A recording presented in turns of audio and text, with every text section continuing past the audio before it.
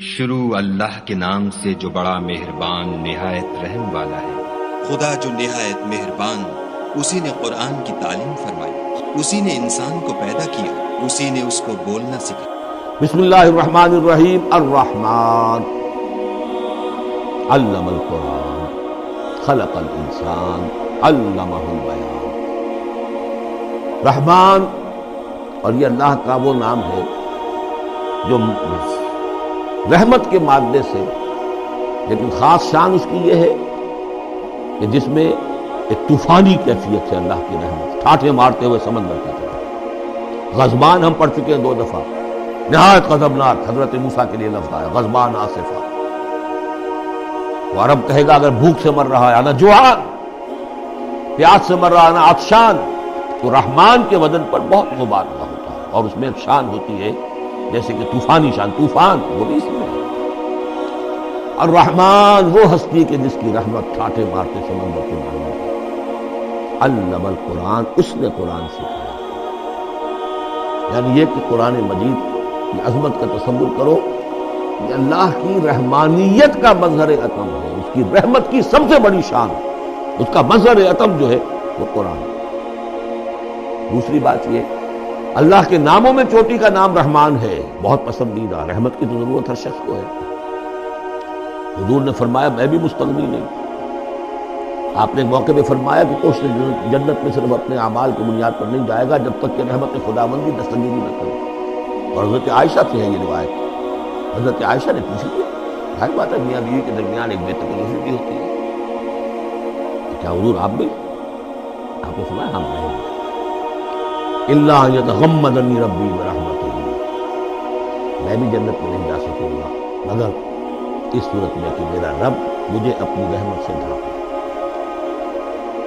رحمان چوٹی کا نام ہے اللہ کے ناموں میں سے، اور جو علم اللہ نے دیا ہے انسان کو اس میں چوٹی کا علم قرآن ہے۔ ایک علم وہ ہے ریویلڈ نالج، جس کی چوٹی یہ ہے، ایک علم ہے ایکوائرڈ نالج، رفتہ رفتہ انسان جا رہا ہے، لیکن سب سے اونچا علم، سب سے بڑا علم خلق الانسان، اسی نے انسان کو بنایا، اور اس کی کریشن کا کلائمیکس انسان ہے، تخلیق کی معراج انسان ہے۔ خلقتہ بیدی، ہم نے دونوں ہاتھوں سے بنایا، جس میں عالم امر اور عالم خلق جمع ہو گئے۔ اس سے آگے علمہ البیان، جو صلاحیتیں انسان کو دی ہیں ان میں چوٹی کی صلاحیت جو ہے بیان ہے۔ انسان کو کہا گیا حیوان ناطق، نطق، قوت بیان۔ اور یہ بات ہمیں معلوم ہے کہ یہ جو انسان کا جو برین ہے، ظاہر بات ہے گوریلاز میں بھی ہے، چمپینزیز میں بھی ہے، اور بھی حیوانات کے اندر بھی ہے، گھوڑے کا بھی برین ہے، لیکن یہ برین جیسے جیسے رفتہ رفتہ لوئر اینیمل سے اوپر آپ آ کر دیکھتے ہیں، ہائیسٹ انسان کے اندر آ کر اس کا جو گرے میٹر ہے، وہ جو ہائیسٹ ایوالوڈ فارم ہے، اس میں مختلف ایریاز ہیں۔ یہ ویژن کا ایریا ہے، آنکھ سے جو انفارمیشن جا رہی ہے وہ پھر ڈسائفر ہوتی ہے گرے میٹر کے اس پچھلے حصے کے اندر، ہیئرنگ ایریا ہے۔ لیکن سب سے بڑا رقبہ جو ہے وہ ہے اسپیچ سینٹر، اور اس کے 2 حصے ہیں، دوسرے کی بات سننا اور سمجھنا، پھر اپنی بات کہنا۔ یہ 2 ایسپیکٹس ہیں اس کے۔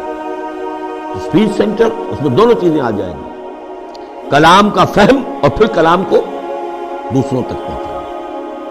تو علمہ البیان، اللہ نے صلاحیتیں تو اور بھی دی انسانوں کو بہت سی، آنکھ بھی دی، کان بھی دیا، لیکن یہ آنکھ اور کان تو حیوانات میں بھی ہے، بلکہ بعض حیوانات کی بصارت ہم سے کہیں زیادہ آگے ہے۔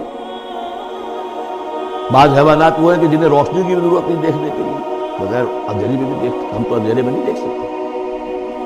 اس طرح کان، گھوڑے کا کان جو ہے اس کے کان کھڑے ہو جاتے ہیں اینٹنا کی طرح سے، اگر کہیں سے آہٹ ہو، جب یہ اب تک گھوڑ سوار نے کچھ نہیں دیکھا تو نہ سنا ہے، لیکن ذرا سی آہٹ کہیں کہ گھوڑے نے سنی۔ اس حوالے سے باقی چیزیں جو ہیں ان میں تو یہ کہ علیحدہ علیحدہ گنا جائے گا تو صلاحیتیں باقی